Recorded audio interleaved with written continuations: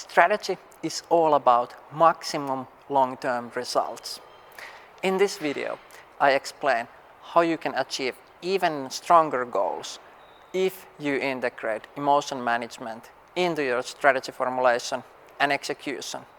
Learn 6 key lessons that help you optimize your strategy by integrating emotion management and emotional intelligence into the process for financial and long-term gain.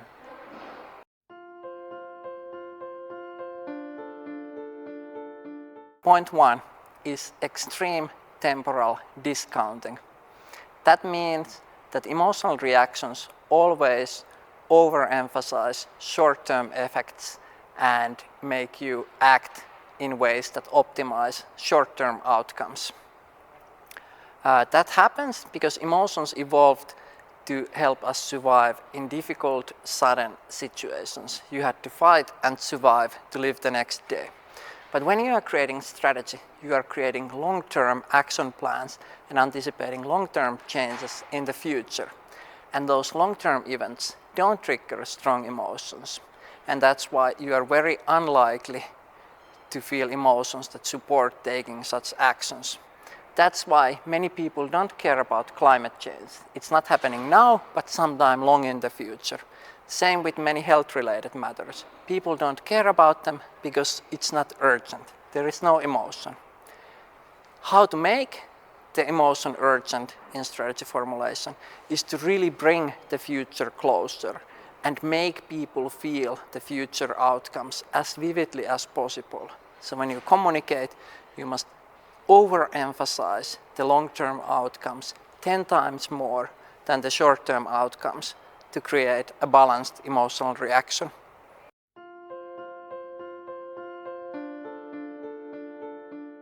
The second lesson is that negative emotions are always more influential than positive ones. In practice, this means that if you lose something, you feel really bad. But if you gain something of equal size, you feel only slightly better. If you lose 10 million, you feel really bad. If you have a chance to gain 10 million, you feel okay. And that's why we always react asymmetrically to options and overemphasize the risks and losses and take actions to avoid those. And on the other hand, we don't pay enough attention to opportunities and potential gains and take sufficient risk and effort to achieve those. Besides decision making, this happens in strategy implementation because usually you have to first do something that is unpleasant and then you get the benefits, the positive emotions. But because the unpleasant thing in itself triggers more negative emotion and comes with a delay, the negative emotion always dominates in strategy formulation. You should really think that when you implement a strategy, every opportunity is a threat. You will always get more pain before any gain. And you really need to help your employees turn that pain into action, energy, and focused effort. For example, if you consider investing money in new product development, the immediate effect is that you lose tens of millions of euros and get nothing on day one. So the immediate thing is loss and negative emotion, and very strong one.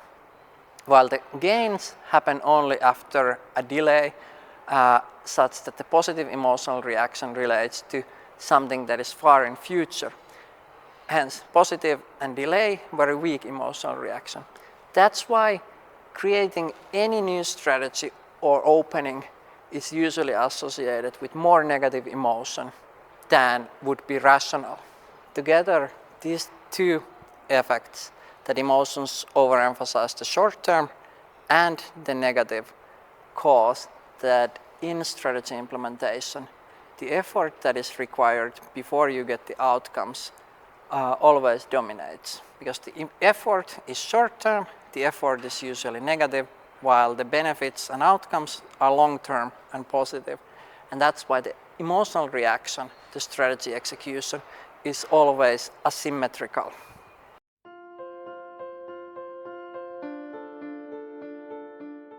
Third, our attention is mood congruent. That means that we tend to see things that are consistent with what we feel. When you are angry, a neutral comment feels threatening. When you are happy, the same neutral comment feels very positive, and that's why you react in a different way to the same comment depending on how you feel before the comment happens. And when it comes to actions, it's the same. If your strategy triggers negative emotions in the organization, they will interpret all your strategy communication through this negative lens, feel bad about the strategy, and sabotage it.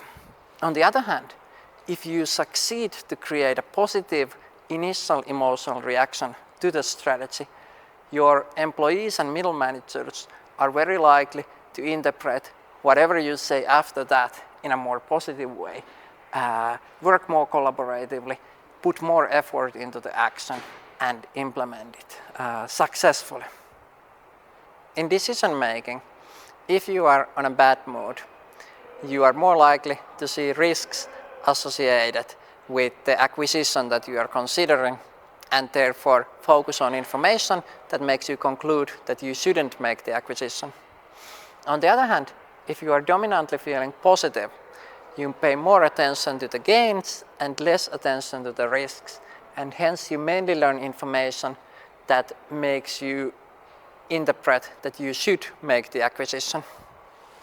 So in general, when we feel negative, we pay more attention to information that makes us feel even more negative. But in extreme cases, this doesn't happen. The fourth dynamic is a more extreme version of how emotions shape attention. When we feel really negative emotions or under a serious threat, the anxiety can get so high that we go into defensiveness and denial and don't want to learn about the problem or issue. That's why it's scary to open an email from your medical doctor because you don't want to know the results. And some people never click that email open. Same in strategy formulation and execution. If there is a chance that your middle manager or consulting firm is bringing you bad news, your anxiety can make you avoid those interactions or those individuals, or even fight back and shout at them that no, this is not true, your analyses are wrong, our stuff is great, you are stupid. So be careful. Your extreme emotional reactions can make you defensive, or they can make some of your team members defensive. If you want people, including yourself, to absorb new information, you must calm down and deliberately approach the painful stuff in order to learn.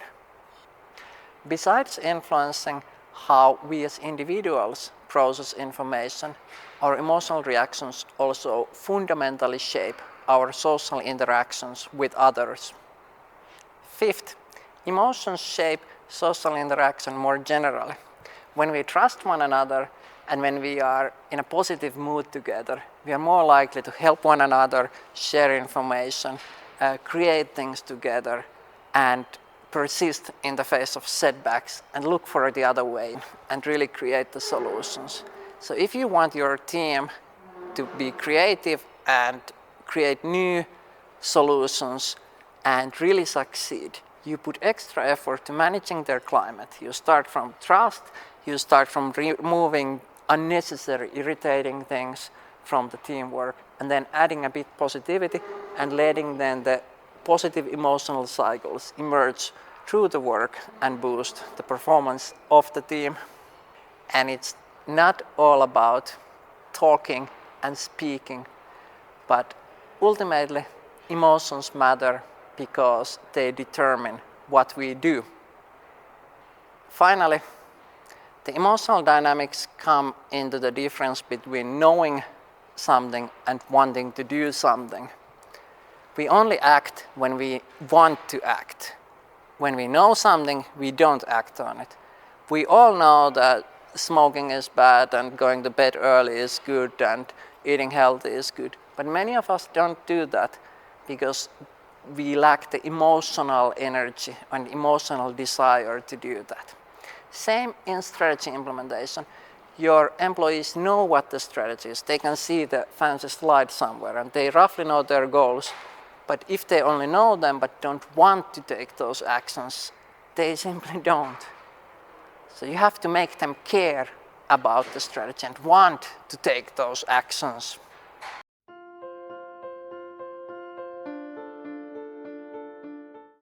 In summary, if you want to create and execute your strategy successfully, you integrate emotion management into every part of the process. You recognize that emotions overemphasize the short term, they overemphasize the negative, they guide our attention, they sometimes lead to defensiveness, they shape how we speak with one another, and they ultimately determine what we actually do. So you counterbalance against these biases when you think about strategic options, when you make action plans, and when you lead people. Make your strategy successful by managing emotions.